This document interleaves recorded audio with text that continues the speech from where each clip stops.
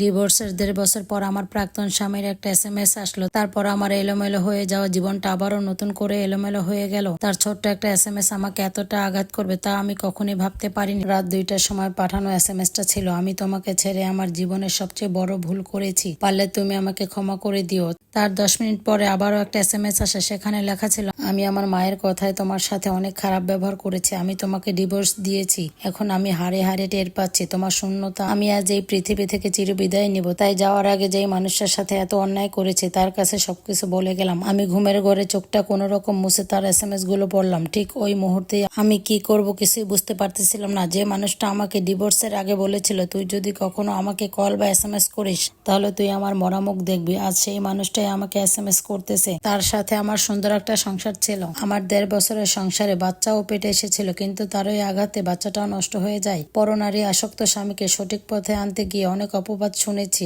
আর আমার শাশুড়ি তখন তার ছেলের পক্ষে কথা বলেছিল। এক রাতে পরকীয়ায় বাধা দেওয়ায় আমার স্বামী আমার পেট জুড়ে আঘাত করে, তখন আমার 2.5 মাসের বাচ্চাটাও নষ্ট হয়ে যায়। ব্যথায় 3-4 দিন ছটফট করার পর আমাকে হসপিটালে নিয়ে যায়। ঠিক ওই মুহূর্তেই আমি বুঝতে পেরেছিলাম এই সংসার আমার আর কোনোভাবেই করা হবে না। তারপর একটু সুস্থ হলেই আমি আমার বাবার বাড়িতে চলে আসি, কারণ তার এত মানসিক যন্ত্রণা আমি আর সহ্য করতে পারতেছিলাম না। কিন্তু বাবার বাড়িতে আসার পরেও অনেকভাবে চেষ্টা করেছিলাম তাকে বোঝানোর, কিন্তু আমার স্বামী এত বেশি পরনারীতে আসক্ত ছিল, সে কোনোভাবেই আমাকে সহ্য করতে পারতো না। আমি অনেক কান্নাকাটি করেছি, অনেক হাতে পায়ে ধরেছি, কিন্তু কোনোভাবেই আমি আমার সংসারটা আর টিকিয়ে রাখতে পারিনি। আমার শেষ পরিণতি হয়েছিল ডিভোর্স লেটার পাঠিয়ে দেওয়ার পর সে যেই মেয়েটার সাথে পরকীয়া করতো ওই মেয়েটার সাথেই সে বিয়ে করে। আমার স্বামী যখন ডিভোর্স লেটার পাঠায় তখন আমি ধরে নিয়েছিলাম আমি সুন্দর না, তাকে আমি সুখ দিতে পারিনি, তাই সে আমাকে ডিভোর্স দিয়েছে, অন্য নারীতে আসক্ত হয়েছে। তাহলে সে এতদিন পরে কেন আমাকে মেসেজ দিল? মেসেজগুলো পড়ার পর সাথে সাথে আমি তার নাম্বারে কল দিলাম। একটানা কল হচ্ছিল কিন্তু কোনো রিসিভ করলো না। আমার বুকের ভিতরটা মোচড় দিয়ে উঠলো, সে তো এত সহজে ভেঙে পড়ার মতো পুরুষ না। সাথে সাথে আমি আমার শাশুড়ির নাম্বারে কল দিলাম, এই মানুষটার জন্যই আজ আমার সংসারটা নেই।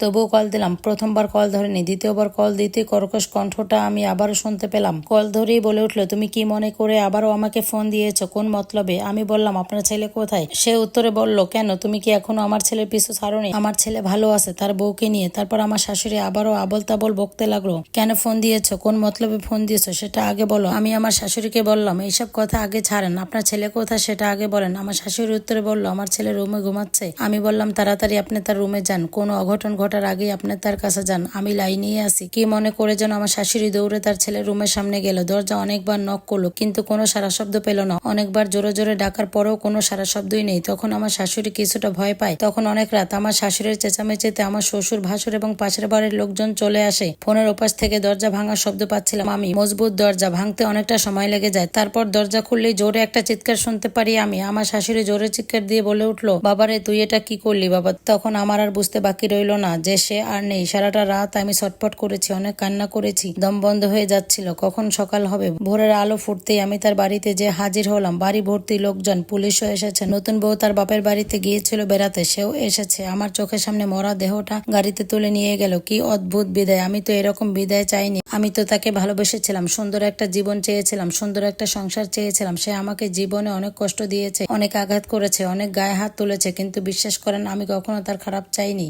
আমার স্বামীর প্রতি আমার কোনো অভিযোগ ছিল না, কিন্তু কেন এমনটা হলো আজও আমি ভাবি। আপনারা এতক্ষণ যে স্টোরিটা শুনেছিলেন এটা কোনোভাবেই আমার জীবনের সাথে জড়িত না, এটা একটা আপুর লাইফ থেকে নেওয়া। তবে আমি বিবাহিত ভাইয়াদের উদ্দেশ্যে একটা কথাই বলতে চাই, একবার বিয়ে করার পর কোনোদিনও আর পরকীয়াতে জড়াবেন না। আপনার প্রথম স্ত্রীর মাঝে যে ভালোবাসা, যে মায়া, যে টান, ভাই বিশ্বাস করেন 10টা পরকীয়া করলেও আপনি এত ভালোবাসা, এত মহব্বত কোথাও পাবেন না। আপনি তিলে তিলে শেষ হয়ে যাবেন ওই প্রথম স্ত্রীকে হারানোর শোকে, প্রথম স্ত্রীকে অবহেলা ও অসম্মান করার শোকে। ভাই তাই পরকীয়া করে জীবন ও সংসারটা নষ্ট না করে প্রথম স্ত্রীকে নিয়ে সুখে শান্তিতে সংসারটা সারা জীবন একসাথে কাটিয়ে দেন, কারণ পরকীয়ায় কোনো সুখ শান্তি নেই। পরকীয়া আপনার ইহকাল ও পরকাল দুইটাই ধ্বংস করে দিবে। তাই বিবাহিত ভাইয়েরা পরকীয়া থেকে বিরত থাকুন।